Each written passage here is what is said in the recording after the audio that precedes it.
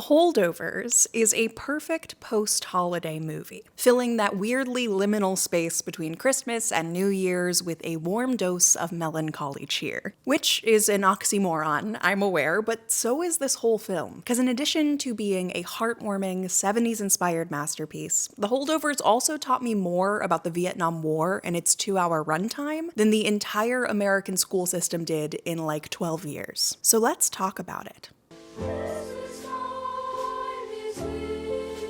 I've seen The Holdovers 10 times at this point. Has it only been out a year? Maybe. Get off my case. Anyways, this movie tells the story of 3 disparate souls: Paul Hunnam, Angus Tully, and Mary Lamb, all of whom are marooned at a New England boarding school over the winter holidays. Through several comedic adventures, the 3 develop an unlikely kinship of sorts, a broken family of lonely, grieving people. And all of that good old-fashioned lonely grief can be traced back to, you guessed it, the Vietnam War. Mary's pain is the most obvious, having lost her son Curtis to the war directly after his graduation from the boarding school where she lives and works. Even though Curtis may have been the smartest, most hardworking member of Barton Academy, their family couldn't afford to send him to college. So he got drafted instead, and was unable to defer his deployment for a higher education. It is a heartbreaking story, but it is not at all unfamiliar to the era.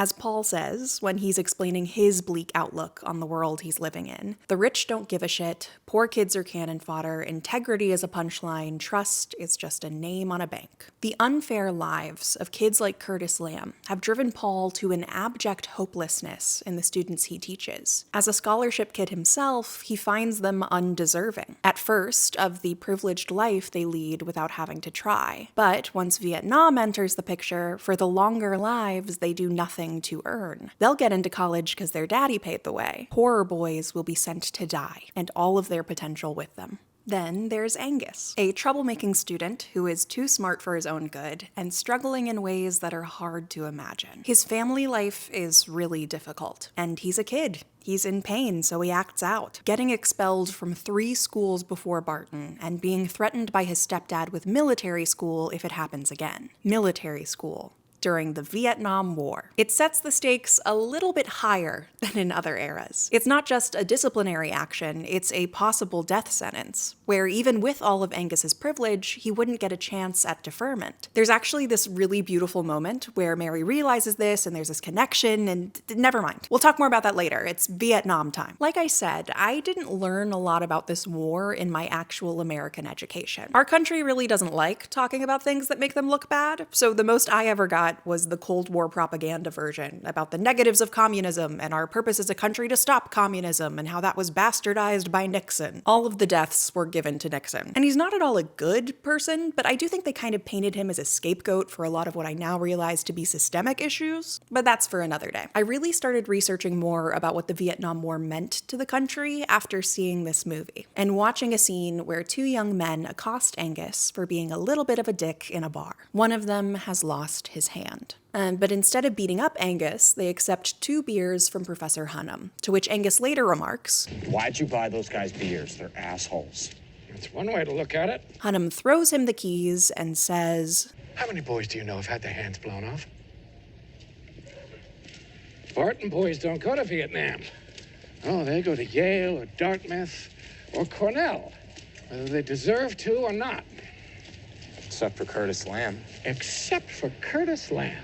Except for Curtis Lamb. Like Angus, I hadn't fully understood the scene before this as it was happening. I didn't know what the movie was signaling with these kids missing arms and hating Angus for his position at Barton. Like, I got the basics of class relationships, but there was something I was missing. Which, it turns out, is the socially pervasive nature of the draft, and exactly how systems of wealth led to the death of thousands of working class men in the 1970s and beyond.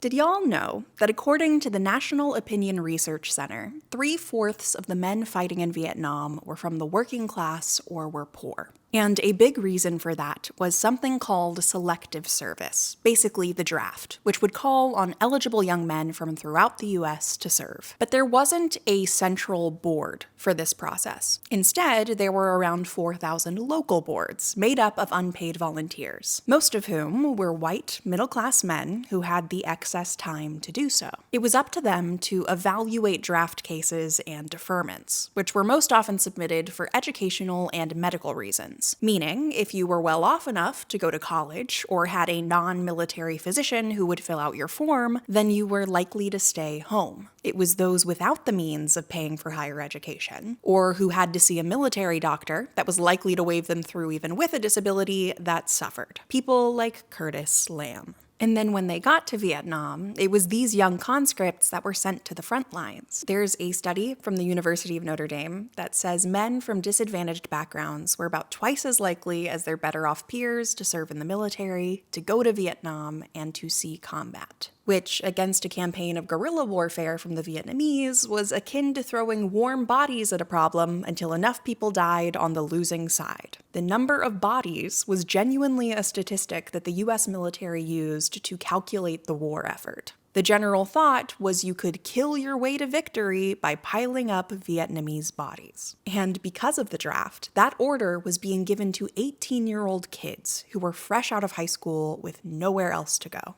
There's this story in a book by Nick Terse where he interviewed a veteran who had fought in Vietnam when he was 19. And this veteran explains how his friend, a GI, slammed a Vietnamese woman in the face with the butt of his gun while she was screaming about the loss of her village. She fell to the ground, bloodied, and the GI walked away, laughing. And after that story, the veteran turned to Terse, who was interviewing him, and said, "Do you know that GI was me?" He was ashamed. He didn't understand how he could have done it, how he could have felt nothing at the time but so much guilt as he grew, and how it all happened when he was 19 years old. 19. These kids, the ones who couldn't defer the draft and got shipped off to the front lines, were being sent to a slaughterhouse where either they would die or their psyche would. And as a modern-day American, I had no clue. Because the systems that allowed these atrocities are the same systems that were tasked with educating me about them. So of course they didn't say anything, it would be against their own interest. In all things, from education to warfare, knowledge is a question of power. And the hierarchy of power in America has existed long before I got here, turning sons like Curtis Lamb into lost soldiers their mothers can't save. It is the same hierarchy, albeit in a different font, that got Paul Hunham expelled from Harvard when a richer man claimed he stole his work. It's the same system that ignores the troubles of kids like Angus and condemns the fathers that need more support than their mental institutions can give. The people in power stay in power, and the rest of us clamor for a foothold. So what's the hope? I mean, if it's like Professor Hunham says in that scene we mentioned earlier and the world is on fire, why do we keep living in it? Well, I think there's an answer for that after the very same speech, when his colleague says, "Look, if all that's true, then now is when they most need someone like you." The Holdovers is a movie about 3 people, each of them trapped in some way or form by the systems they find themselves living in. They are unhappy, they are alone, they are actively in pain. And any salvation this movie provides them, any heartwarming cheer, is made by the ways they serve each other inside of that pain. Their grief is not buried, and their problems are not solved, but they are changed and cheered by the small presence of each other amongst the vastness of the world. As Paul says at the very beginning of this movie, basically giving it a mission statement, "Non nobis solum nati sumus," not for ourselves are we born. It is our ability and our innate responsibility as human beings who exist with one another to do so with care, to just be with one another. And you don't have to do much. You just have to listen, to try, as these 3 characters come to do. And in that trying, the joy, the reprieve that this broken group brings one another is all in the form of such small things. It's Paul sitting with Angus and telling him that there is no destiny, as far as illness is concerned. That the world is an uncomfortable place, but that he gets to decide the way he lives in it. That he may be annoying, but he's smart, and that someone believes in him enough to say so.